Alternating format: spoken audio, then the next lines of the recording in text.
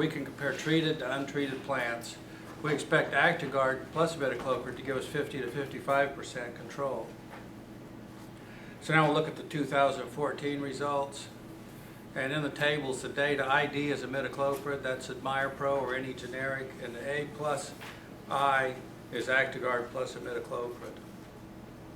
So with imidacloprid only, we had 12 trials. The expected is 33%. The minimum control we got was 6.7, the maximum 48.8, and the mean is 33.2, 33. So that's great, except you're not really dealing with averages, you're dealing with individuals.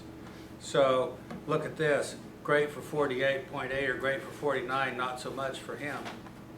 The interesting thing is the minimum and maximum, this was both AdmirePro, same grower, same plant grower, so it wasn't any kind of application in an adjacent greenhouse, same variety. It was just different farms and different transplant dates. And this is what happens with these treatments. They don't always work as good as they're scheduled to work, and there is variation. I'll show you a little bit more about that. Actigard plus imidacloprid, we had 10 trials. Same thing, the range was 12 to 77. The average was 54, so it's right on, but again, we're dealing with individuals. 12 ain't so much.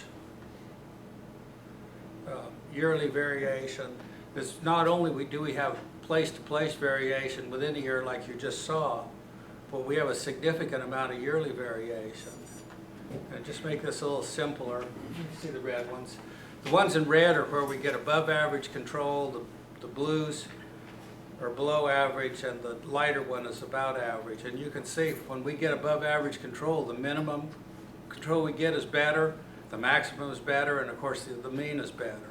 And that's pretty consistent.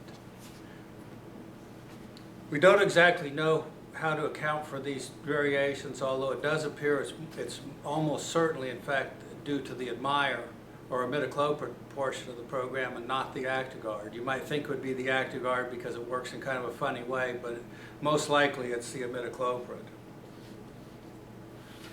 And that's yet to be pursued. Spotted wilt model. Most of you know that I got excited between 1990 and 2011. That's 13 years, consecutive years of data.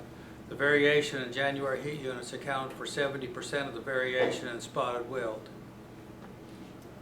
The last 3 years, not so much. It's been just hovering in at a fairly low level in spite of our warmest January during the course of the data collection, and then this past one being our coolest. So the model's off the tracks. And I think obviously you could see there was potential for this to happen, because in January heat units, that's when we're actually seeding trays. You know, we're not putting tobacco in the field until a couple of 3 months later. So there's something going on in between that time. So anyway, that's kind of up in the air. Black Shank was a front burner issue last year. This picture was taken in a field in Coffee County that's now become famous. It was talked about all the way from Metter to Valdosta by growers. So Mark, you should be happy. Your guy became, but what he had about 8 acres that were of new ground. Well, it wasn't new ground. First he said it was new ground, but he grew 326 in there last year and noticed a couple of hills of Black Shank here and there. This year, because of that, he planted 196, which is supposed to have some resistance, also has a pH gene, and he used Ridamil twice, was going to put it a third time. His daddy told him not to bother, and it was 8 acres of total loss. It was harrowed up and planted to cotton. We checked it out. It is race 1. That's peculiar because all the data shows new ground with 326. It should have all been race 0, and there should not have been any Black Shank there. So somehow he managed to contaminate that ground in the last few years before putting the tobacco in there, because it was 100% race 1. Now he has Black Shank all over his farm. It is race 1 all over his farm, and there's a couple of possibilities. One is he has fed peanut hay from all over the farm to cattle in that thing for several years, and it could come in the soil of the peanut hay. The other thing is he drilled a new well, and to drill a well you have to have a water source from somewhere else. And the nearest water source, we haven't checked this yet, but the nearest water source is a pond at the bottom, which is most likely thoroughly contaminated with race 1. But however he contaminated it was with race 1. So we'll move on. What to look for with black shank? Well, you just look for wilted plants early in the morning. This is like 9 o'clock-ish or earlier. And don't get too hanged up on whether they're wilted this way or that way, because you might see wilting before they turn yellow. You might see leaf burn before you see yellowing or significant wilting. Or they might turn yellow and wilt just like the book says they do. So don't be too hanged up on this. That mostly has to do with how long the plant's had black shank, what stage it's in, and when you got there and first saw it. What you really look for. On that one you talked about, I assume since he thought he had new ground, there was no tell-on applied, it was just straight in. It had been a pasture, so there was no reason to. We pulled up some plants and didn't see any signs of root knot nematodes. That was Mark and I done that fairly early on. And then there was talk that maybe he didn't have 196, but he had a hybrid variety because we checked the flowers, and there's a way you can pull the flowers apart and tell. I know the tell-on knot, but usually sometimes hand in hand. So he didn't have root knot nematodes, and he didn't have, that also other trailer loads of plants that went out of that same greenhouse that were planted with that same can of seed were fine. So there wasn't any kind of a screw up in the seed or any of that stuff. It was just a heavily contaminated field. I mean, when you look at 7 to 8 acres of uniformly contaminated ground with black shank, most experiment stations in North Carolina, Virginia, South Carolina, Georgia would crawl over an acre of broken glass to have a field that good to do black shank research in. And he's got one that's of no use to him whatsoever. But don't get too hanged up on how they wilted, or whether they're yellow and wilted or not yellow and wilted, or whether it's leaf growing. What you really got to look for is a black lesion on the lower part of the stalk. We mean a black one and not a dark brown one. And here they're coming up above the ground already. You can kind of see it. If they're not smaller plants, dig them up, and you can see signs of it. Is it the big button? Yeah, it's on. Yeah. May not be on. You want the corner? Yeah. I don't know. I never did turn it on.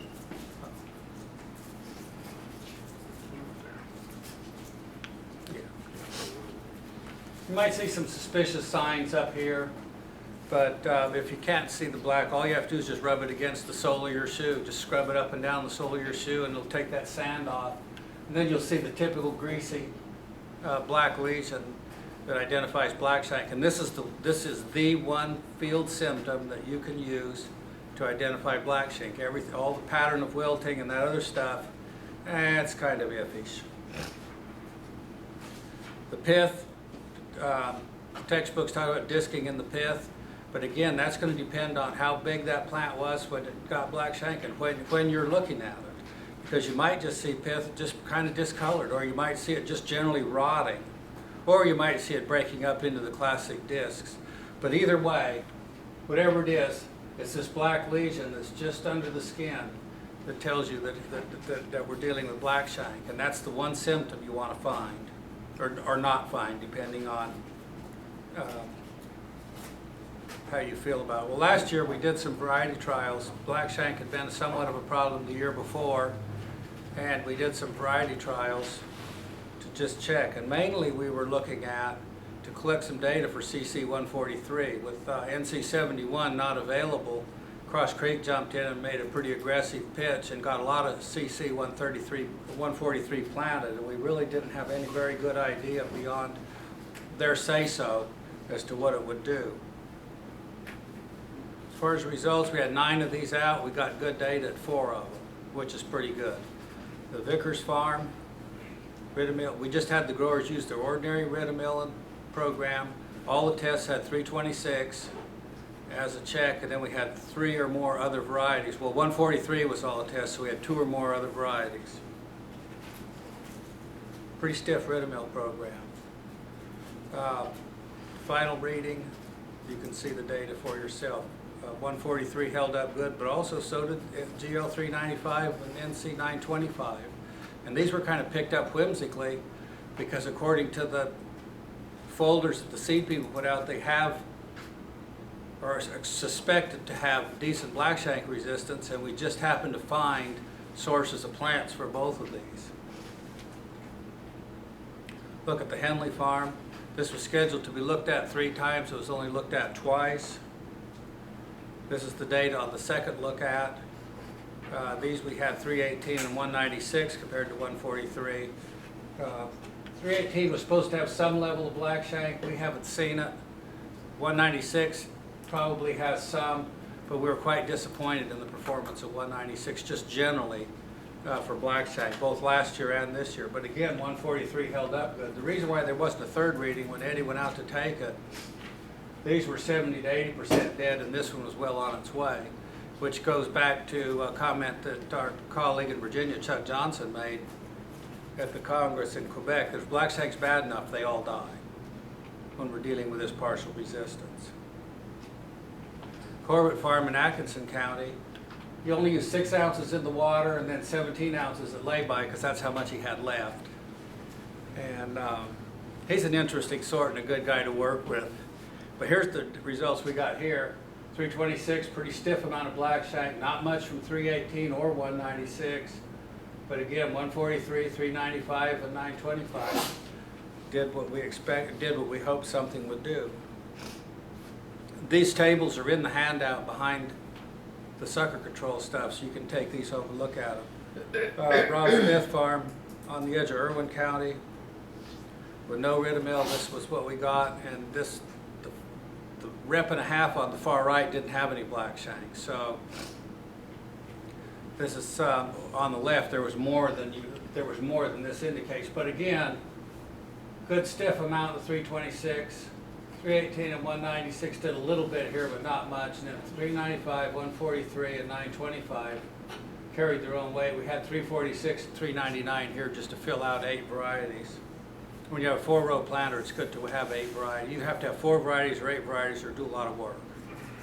And Mark can tell you that 6 variety plot that we did with Jimmy was a lot of work trying to keep that all straight. So did you tell them how you did these? Basically, we just put the plants on the planter and then planted till the first tray ran out of the 4 trays we had on there, and then we cut that rep off. They went up planting their own plants, came back planting their own plants, and then we met them up in the field with another set of 4 trays to come back on. So they're all replicated, but the 6 variety one, that took we had to think besides work. And you know, working's okay and thinking's okay, but thinking while you're working. We had 4 people for that. We had me and you for the other. Doesn't work for me. Okay, other data. I went back and looked at some of the data for 143 from other states and the regional small plot test from Clemson University. This is for 2011 and 2012. You can see when blackshank's bad, even this one ain't going to look so good, because if this wasn't here and a farmer saw 53% blackshank, he would curse you to the high heavens because it wasn't resistance, but actually it is. A little less blackshank, now it looks pretty good again. And that's going to be pretty steady. Here's their one for 2011. We had 326, 318, 196. This is why we were thinking 196 was going to do something, because it did something in 2011. In fact, it did better than 395 or 925. And then in 2012, a little less blackshank. 318 didn't do anything. 196 now don't look near as good as it did the year before, and it doesn't look as good as these. So it's kind of flopping around. Now, is that regional? Is that all done at the PD station, or is that scattered? Does that move around the state? It's both. They have a location out on the farm, and they have one on the PD station. Yeah, it wasn't clear whether these were the same spot, and I'll get to that as well. So this we've gone over before, but we're going to go over it again. There's 2 kinds of resistance to blackshank. There's horizontal resistance. That's what I learned to call it in school. It's based on multiple genes that are inherited in a package, and the package comes in various degrees of completeness. So you'll get varieties that are more or less resistant than others. So this means you're dealing with a shade from white to black with all shades of gray in between as to what you might get. It's variable among varieties, even out of the same crosses. You can have 326 and 346, for instance, came right out of the same cross package. They were both selections out of the same progeny from the same cross. It's partial or incomplete. And what that means is some people want resistance to be no disease. But in this kind of resistance, it means some disease. And it may be more than you want. And you're going to find farm-to-farm variation, year-to-year variation, other things as we've already seen and you'll see again momentarily. And Florida 301 is an example of this kind of resistance. And right now, with the collapse of the pH gene, Florida 301 is the only resistance we have available. A vertical resistance, on the other hand, is based on a single gene. And this targets, it's not variable among variety. Every variety that has it has exactly the same resistance. It's complete, and that means for the specific race, strain, or pathogen it's targeted to, no disease. There's no variation. This is what the pH gene gave us when we only had race 0 black shank. And we relied on that pH gene. We got a pretty good, actually for vertical resistance genes, what did we get out of that, about 12 years? With NC71 when it first came online. So actually we got a lot of use out of that gene, more than you get in some other systems. Okay, the current black shank resistance, all based on partial resistance from Florida 301. And that means, it kind of means good luck trying to predict what's going to really work the best or how well it's going to work. This is just an example of something I did a long time ago with 394. When it came online, it was supposed to have high resistance. It's Florida 301 resistance, but it was supposed to be pretty high. And these farms had never had 394 on them. I did some in Berrien County in 1993, Coffee in 92, Appling in 92 and 97. This is the percent black shank. That's kind of difficult to follow. What you really want to see is the percent control. The way you do that, you just set 326 to 0 control, then how good did the 394 work? We got everything from not much to pretty high, and you can see where we had our two highest levels of black shank. We got a pretty good one here, usable but not great here, and then of course again at low black shank there was nothing. And 394 had never been on any of these farms before. So what do you say to a grower about 394? Or this could be 143 or 395 or 925 or any of the others. What do you tell them? I don't know. Here's some more other data. This is from the North Carolina trials.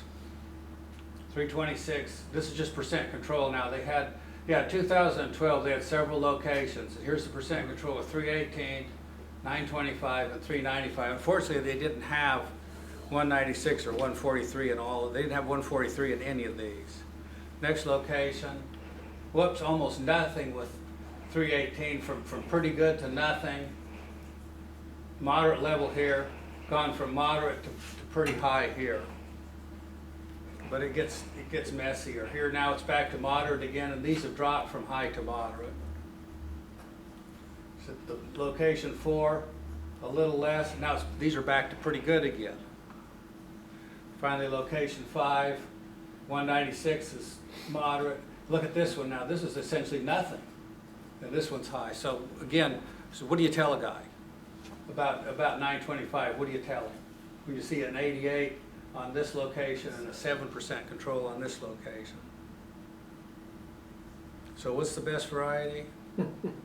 Based on the limited knowledge we have, these look the best in the North Carolina, the South Carolina trials, and our farm trials last year. And none of them are foolproof. Well, you went back to that 71, if we do get seed back, you said it's done lost its, you said it's done lost its resistance, so why would folks want to go back to 71? Because the cure's good? Or? Cure's good and it's easy to grow. I don't know why. I would say if you don't have black shank, use 326. If you got at least some black shank, 196 is got better resistance than 71. It's got a better Florida 301 package, and I think you can correct me, but 196 is just as good a variety agronomically as 71, is it? Yeah, but now it's got pH gene, right? Right, yeah. So And I think 196 probably has a little better package, but you can see 196 isn't, if you've got very much black shank, neither one of them are any good. And these are the best we can offer. And then as far as two older ones that never caught on because people just didn't like them, 346 and Spate 168. We have track records with those. Some people like 346, almost nobody does. And I think the jury's still out on 143 as to whether this is a good quality variety once you get it picked, cured, and in the bales. Okay, Ridamil sensitivity. This largely came up because of this bad black shank thing, the total loss of black shank. There were 2 applications of Ridamil made, so maybe we just got resistance to Ridamil. That's the problem. Well, here's the Smith farm in Irwin County, and this was a single application of Ridamil made, but what, about 6 days after planting? Yeah. Okay, and you can see the data. We got a good response to Ridamil on every variety. If we take the data and combine it across all varieties, the untreated, we had 8% black shank, we had 1.5% was Ridamil. It just doesn't get any better than that with Ridamil. And I'll make it, I guess now's as good a time as any to make the point about Ridamil. Really, the point to make about Ridamil is I've been in workers' conference discussions and presentations. You know that they have these long protocols, treatments like at planting, at plowing, at lay-by, at planting, skip plowing, do lay-by. Well, if you go back, if you had access to all that data, you would find that every single one of those combinations was the best at some point and the worst at some point. And the fact is, it doesn't make any difference how much Ridamil a guy buys, doesn't make any difference what his intentions are, and it really even doesn't make any difference how much he put out. You have to remember, Ridamil is constantly being taken up by the roots, but it moves through the roots into the upper part of the plant. So the only thing that makes any difference whatsoever is how much Ridamil is in the roots when the infection periods occur. And if you've got an effective dose in the roots, you could have 1 application. If you've got the effective dose in the roots when those infections occur, you've got good control. You could put out 2 gallons, and if it's passed through the roots into the tops, you still have no control. So it only matters how much is in the roots when the infections occur. And that's why we recommend kind of spoon feeding, a little bit in the water, a little bit of plowing, and a little bit of lay-by. Okay, other data. We do have some. This year, because this came up, we collected isolates from 3 locations. Lanier County, this was Gold Leaf, Gwynn Farms 318, and a surprisingly high to the grower amount of black shank. He was thinking there would be some resistance. Well, 318 ain't got much. Atkinson County, the grower grew 346, but he still had black shank. And all these growers had used some Ridamil. Then Coffee County, this was the place that was wiped out with 2 applications of Ridamil. We sent these to David Shue, and he found all isolates to be sensitive. And not only that, 29 of the isolates were highly sensitive, and only 1 was merely just sensitive. So he found the Georgia isolates based on those 30 to be equal to the sensitive isolates they find in North Carolina. So why do we have so much black shank? I think one thing is variety choices, and I don't think we can blame the grower, and I don't think we can blame us. You're shooting in the dark with Florida 301 resistance. And I guess the one thing that was disappointing is 196 just didn't have the resistance that it's been reported to have in North Carolina and South Carolina. Timing of chemicals, I already made that point. It doesn't make no difference how much you put out. It makes it, the only thing that counts is how much is in the roots when the infections occur. Rotations aren't long anymore. They're short because companies have been going to these guys even after the contract's signed. We'll expand your contract, grow more, grow more, grow more, grow more. There's pinch now. We worked with a grower last year in Coffee County that grows 200 acres, and he's got to grow 50 tobacco behind tobacco to get all that in. And he's got bad black shank. And the other thing, the weather was just against us. This is the average, this is the April-May rainfall every year from 1996 to 2014. This is the average rainfall. So this is about when we started to notice something was up with the pH gene. And these periods, low rainfall, we had some black shank here, and this was the final collapse of the pH gene. Then last year we had our test in Irwin County, and then this year, they'll look at the amount of rainfall in April and May. So that's not only favoring black shank, that's washing away a lot of the riddermill. Looking at just this year further, this is just the April rainfall for this year. The black line here's the average. Look at this year. Started out April 5th, we got above our average, and we just got above our average as the April went on.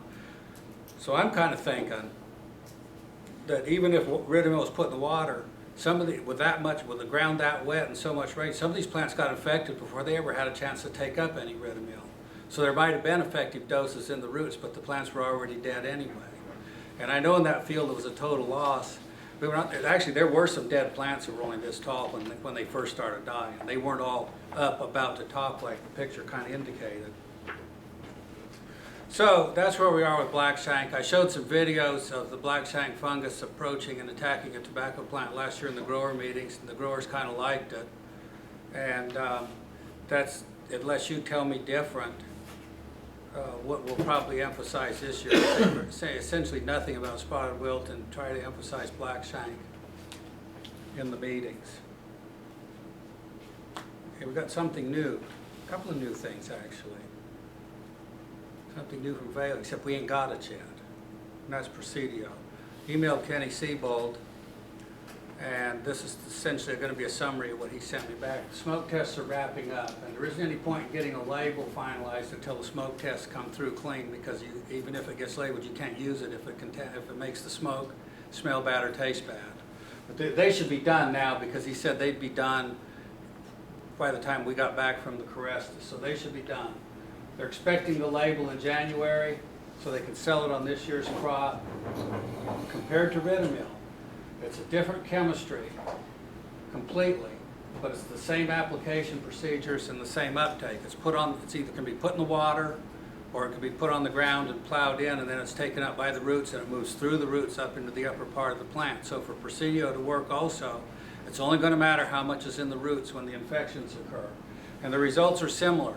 And Eddie Beasley worked on this with his master's degree project, so you're free to make a comment if you'd like on Presidio.